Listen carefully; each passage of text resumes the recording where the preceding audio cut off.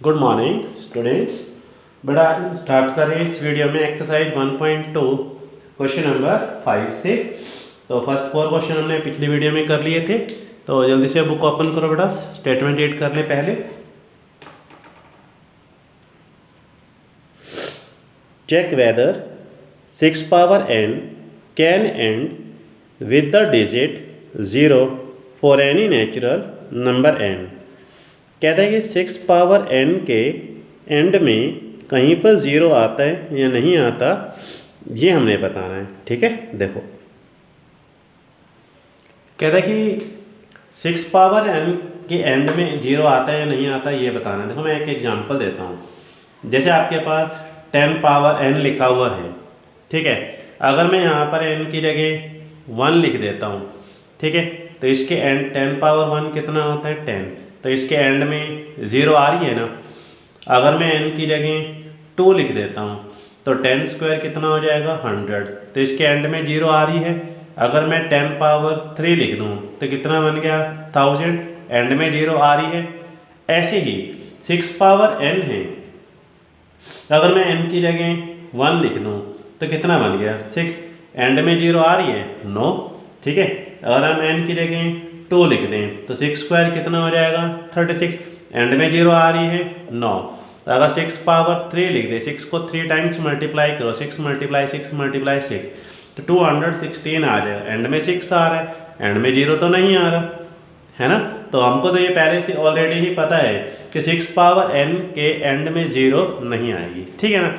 तो लेकिन इसको एग्जाम में कैसे करना है वो देखो ध्यान से। अच्छा एक चीज़ और, जिसके एंड में 0 आएगी तो वो 5 से डिवाइड हो जाएगा। अगर ये एंड में 0 आ रही है तो 5 से डिवाइड हो जाता है, और ये भी एंड में 0 आ रही है तो 5 से डिवाइड हो जाता है, ठीक है। देखो बेटा इस क्वेश्चन को आप एग्जाम में कैसे लिखेंगे, ध्यान से देखना। लेट मान लिया 6 power n can end with digit 0। मान लिया कि 6 पावर n के एंड में 0 आ जाती है, ठीक है। अगर एंड में 0 आ गई तो ये वाला नंबर 5 से डिवाइड हो जाएगा। Then 6 power n can divisible by 5, ठीक है, क्लियर। तो इसको आप 5 से डिवाइड करो। देखो अगर मैं 6 पावर n को 5 से डिवाइड करूँ, क्योंकि वो पूरा पूरा डिवाइड हो जाता है तो कुछ ना कुछ आंसर तो आएगा, कुछ तो आंसर आएगा। तो मान लिया कितना आंसर आ जाता है, और पूरा डिवाइड करोगे तो रिमाइंडर कितना आएगा 0, ठीक है ना। तो इस 6 पावर n को आप कैसे लिख सकते हो, इस 6 पावर n को कैसे लिखोगे, इन दोनों की मल्टीप्लाई 5 इंटू एक्स। जैसे मैं आपको एक एग्जांपल देता हूँ। देखो अगर हमारे पास यहाँ 15 है, अगर मैं 15 को 5 से डिवाइड कर दूँ तो कितना आएगा 5 3 जा 15, ठीक है। तो इस 15 को आप कैसे लिख सकते हो, इन दोनों की मल्टीप्लाई 5 इंटू 3। ऐसे ही अगर ये नंबर 5 से डिवाइड हो जाता है तो ये 5 इंटू एक्स इसको हम लिख सकते हैं, clear.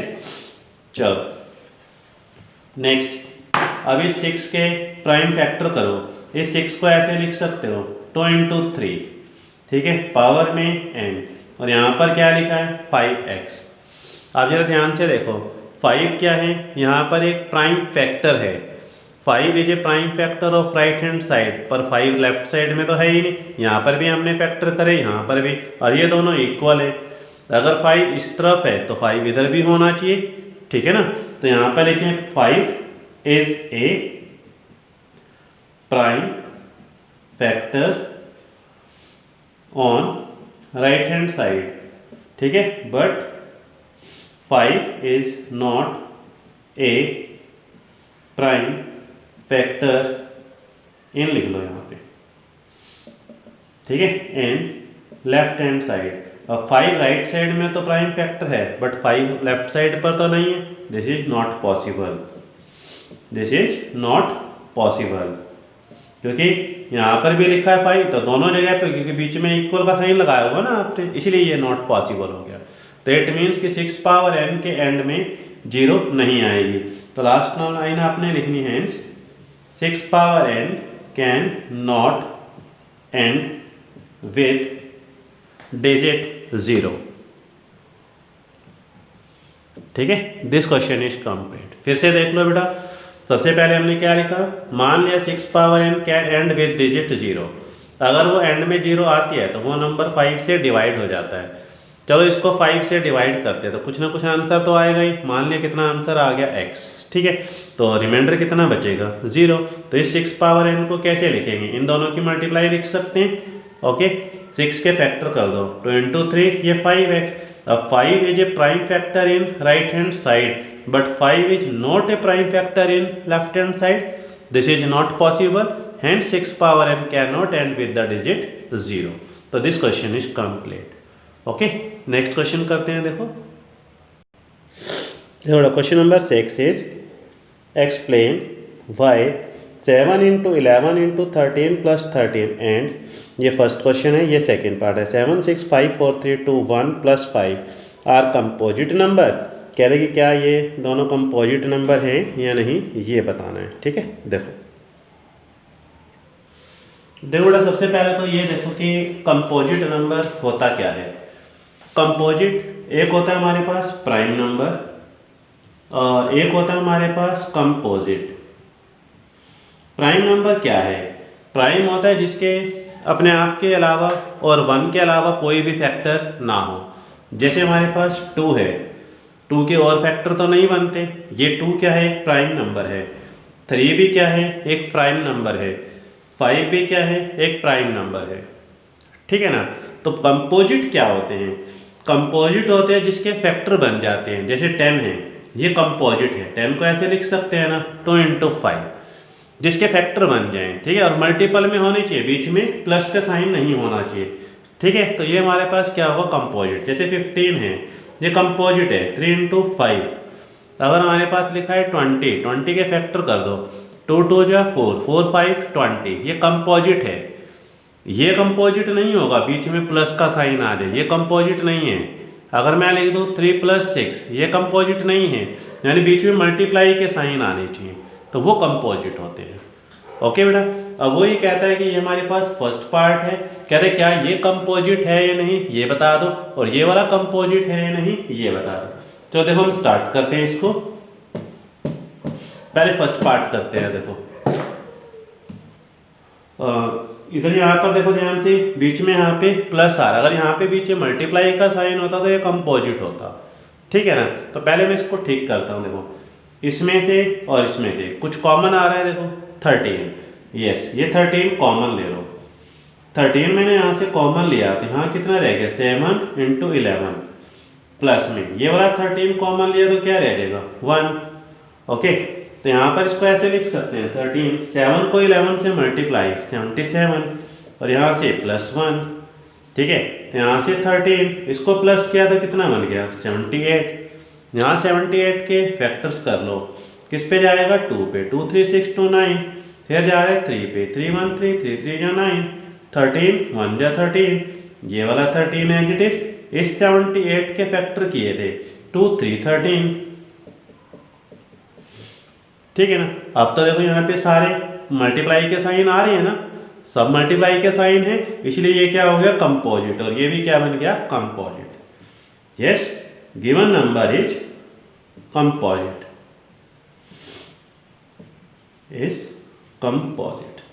This question is complete. ऐसे ही हमारा ये सेकेंड पार्ट है। देखो अब उसके अंदर भी कह रहा है कि यार ये कंपोजिट है, तो क्या करें, देखो इसके अंदर से और इसमें से कुछ कॉमन आ रहा है, देखो 5, तो यहाँ से आप 5 कॉमन ले लें। 5 कॉमन लोगे तो क्या रह जाएगा, 7 into 6, ये 5 कॉमन आ गया, 1 यहाँ पे 4 3 2 1, और ये वाला 5 कॉमन आया तो क्या रह गया, 1। ओके, तो यहाँ से अब क्या करें, मल्टीप्लाई कर ले बाकी की। 7 को 6 से मल्टीप्लाई कर लो, 42, 4 1 जा 4 4 3 12, 12 को 2 से 24, और लास्ट में क्या लिखा है, 1। ओके, यहाँ से हमारे पास है 5, इन दोनों की मल्टीप्लाई कर लो,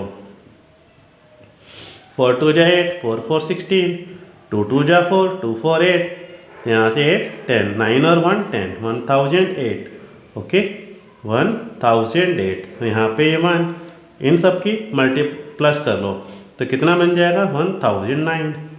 ओके, अब ये देखो ध्यान से, इन दोनों के बीच में क्या हो रही है, मल्टीप्लाई का साइन आ रहा है ना, प्लस माइनस का तो नहीं है, तो ये नंबर क्या बन गया, कंपोजिट। तो ये नंबर भी क्या बन गया, composite. Yes, given number is also composite. तो दोनों ही पार्ट के अंदर क्या है, ये नंबर कंपोजिट है। Okay, this question is complete. Last question पर आ जाओ, question number 7। Last question of this exercise, there is a circular path.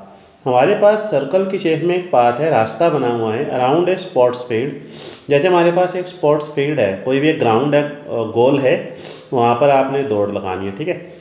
Sonia takes 18 minute to drive 1 round. कह रहे हैं कि सोनिया एक चक्कर पूरा करती है 18 मिनट में। अगर एक चक्कर पूरा दौड़ लगाती है तो 18 मिनट में पूरा कर देती है of the field. While Ravi takes 12 minute for the same. और रवि उस चक्कर को काटने में 12 मिनट लेता है। Suppose they both start at the same point and the same time and go in the same direction. After how many minutes will they meet again at the starting point. कह रहा है वो starting point पर दोबारा कितने minute के बाद वो मिलेंगे, ये हमने बताना है। ओके, देखो बेटा, हमारे पास क्या है कि एक स्क्वायर फील्ड है, देखो ये वाला एक ग्राउंड है, ठीक है।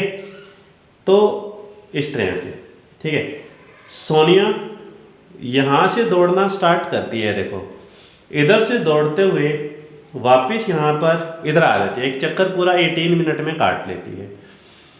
रवि यहाँ से दौड़ना स्टार्ट करता है, वापस यहाँ पर आता है, तो 12 मिनट में यहाँ पहुँच जाता है।